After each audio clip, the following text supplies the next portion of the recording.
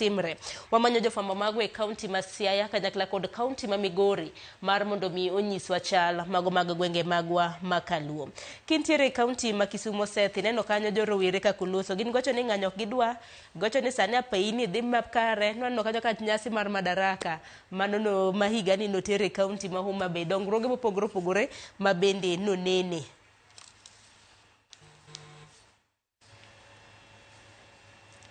Nyakwar Mgajwang erokamano ahinya. Seth, kiwinjo kar mana kaka rowere loso ahinya nyako tenre kod dwol achiel ka giwacho ni gin ng'anyo ok gidwa, giwacho ni enough is enough, giwacho ni gin gidhi mana nyime gi tije mage.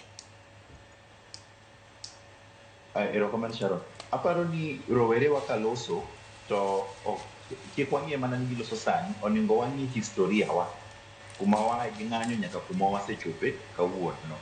To king'iyo kaka ng'anyo osebedo thurwa ka, particularly kaluowa ka, ok osebedo ga ni orumo e yo maber. Iyudo ga ni kinde ka kinde ka ji odhi e ng'anyo to vijende wa wito ngimagi, iyudo ni joma ohinyore bende ohinyore. Iparo kata ng'anyo manitimo higa mokalo kata ma 2023, impeached deputy president Rigathi Gachagua nowuok oko kendo nowacho e mbele ji ni ka en ng'anyo to ng'anyo no timre atima kaluo, kuonde modong' te gin gibiro endelea gi ngima, gin gionge wach moro amora ma gin godo gi sirikal kendo gin gina sawa. Mane gima niwinjo, mane dhok maniwinjo ka giwacho kinde ka kinde. Ndalo moko biwinjo dhok ni wale wajok ng'oa deni, nitiere nyinge mang'eny miseluongwa kaka oganda.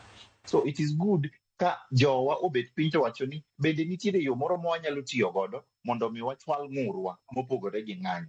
Winjo ka vijende wacho ni ndio nitiere yo moro ma wanyalo tiyo godo. Winjo ka Homa Bay no bondo wacho ni wan kawuono chieng' chiro, kawuono chieng' mwatimo ohala. Ok wanyalo bedo ni wadwa timo ohala to kendo wadwa kethe gi ng'anyo. Matiende ni kata kaka wadhi dok ot, kaka wadhi tero gimoro matin ma familia wanyalo chamo, nyalo bedo mokoso kendo nyalo bedo maonge. Omiyo nitiere yore moko ma gima jowang'e, nitiere yore moko ma ng'ato nyalo chwalo godo ng'ur mopogore gi dhi e ndara kata mondo mi ng'ato odhi oket ng'anyo kata mondo mi ng'ato okethi. To adwa siro wach moro kama nowach ewi IPOA.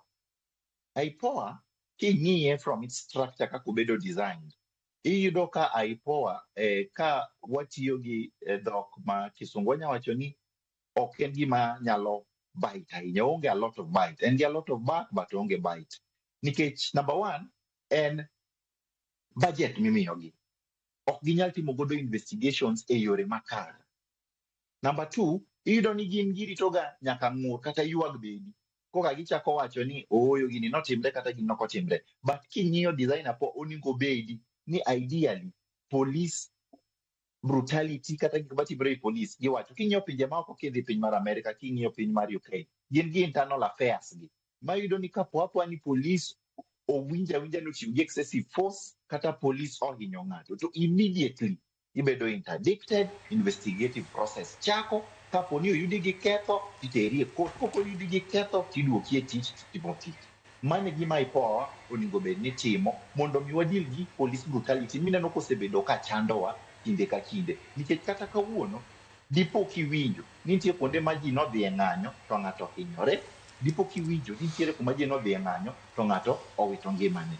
To magi e gik mok wadwa nobede Kenya ka. Wadwaro ni kapo ni ng'ato owuok no odhi e ng'anyo, obed ng'anyo mamuol. Ka nyiso police ise notify kaka article 37 wacho ni wan wadwa dhi e ng'anyo to wadwa ni protect life gi property wa. Mane gima onego bed ni timore. Ok onego bed ni koro godhiambo iwinjo ni nitie ng'anyo manotimore kamoro to gimoro achiel kata ariyo notimore. Kayie ni kochopo ka individual responsibility, to mano gima we must insist ni nyaka timre. Ni kapo ni nitiere ng'ama owito ngimane, to onego ng'i ni ng'ani nowito ngimane e yo machal nade, to ere police manene en responsible ne ng'ani wito ngimane. If we insist on that, tidhi yudo ni kata grube moko matindo tindo, jok moko miyudo ni nyalo bedo e police kanyo miyudo ni nitiere ka gitimo gik moko ataro ne chik. Ibo yudo ni kata gin ka gibeto giwacho ni ooyo gini labda wasebedo ka watime to sani gik moko opogore, bende de walu chik. But most importantly, aparo ni training bende mitimo ne police onego bed ni obed training manyasani. Ok onego bed ni obed abeda training moro machon. Tinde ineno e mbui ka ji go ngero ni mondo ng'ato okaw kaka police to ni ing'iyo ang'iya ka in gi lak 32 to ni mano oromo mondo mi okawi. But iyudo ka police manyasani, police ma itimo ne training sani, nitiere tiegruok nitiere somo modonjo manyasani monego bed ni puonje kaka onyalo interact gi ji, kaka onyalo effect arrest, kendo kaka ginyalo luwo chik mondo gigo bedi. But chutho, aparo ni gima wanyaka wang'e ni en ni there are other ways kopogore gi ng'anyo. Sharon, there are other ways kopogore gi ng'anyo ma ng'ato nyalo chwalo ng'ur ne. Kapo ni wan gi ng'ur, mago yore monego bed ni watiyo godo, to wachwalo ng'ur chopo ne sirikal. To waneno ni en konyruok mane ma wanyalo yudo kowuok kuom sirikal. Erokamano ahinya. Bende Millicent, ka nineno kata